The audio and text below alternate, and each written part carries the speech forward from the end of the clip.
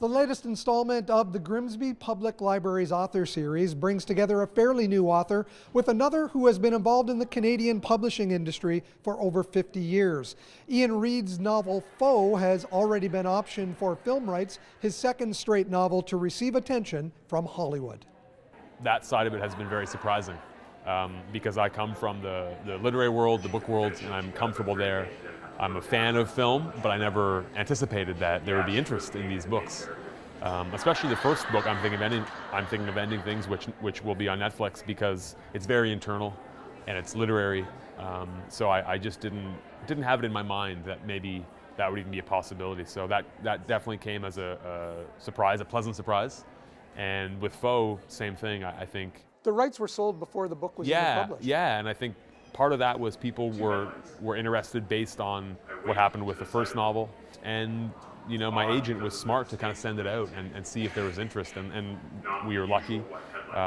People were interested, and it's been a really fun and interesting process for me. Let's talk about Foe. When I'm reading Foe, I see it as a story of a marriage that is crumbling for whatever reason. Why is the marriage between Hen and Junior crumbling? What's going on? For me, it really is a story about marriage. And I wanted to write about marriage that wasn't affected by one dramatic act, like an affair or something that we often see in film or books, but something that was affected by time. It's about change and a shift in perception. And I think, often we are told things as people our whole life, about what we like and what we know, and that sort of, the more we hear something, the more it kind of confirms it to ourselves, and I don't think that's necessarily always the case. I don't think it's always true, what we think we know or what we think we believe.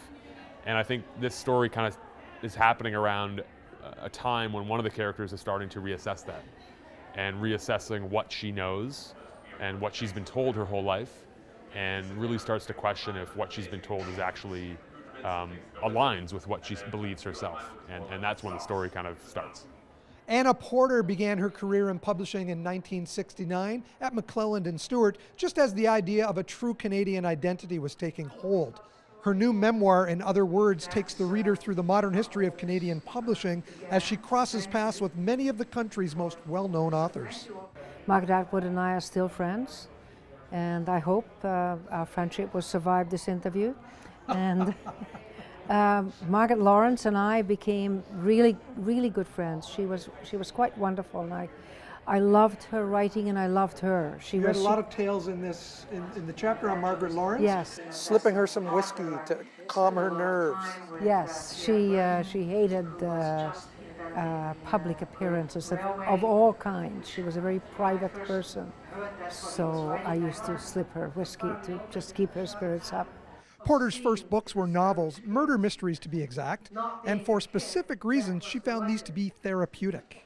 I found that writing murder mysteries was a wonderful way to be able to kill off people I didn't like and get away with it. Yeah. Essentially, it's a great deal less expensive than seeing, say, a therapist. Yes. You just kind of get rid of the aggression.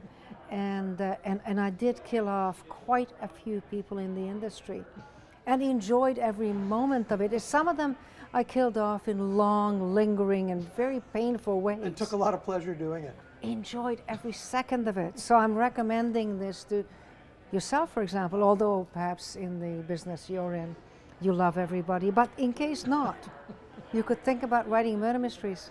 Next up for the Grimsby Public Library's Author Series, Andrew Piper and Shelley Wood will be here on April 15th. And then two-time Giller Prize winner Essie Edijan closes out the series on May 1st here at the Casablanca Winery Inn. Reporting in Grimsby for The Source, I'm Mike Balsom.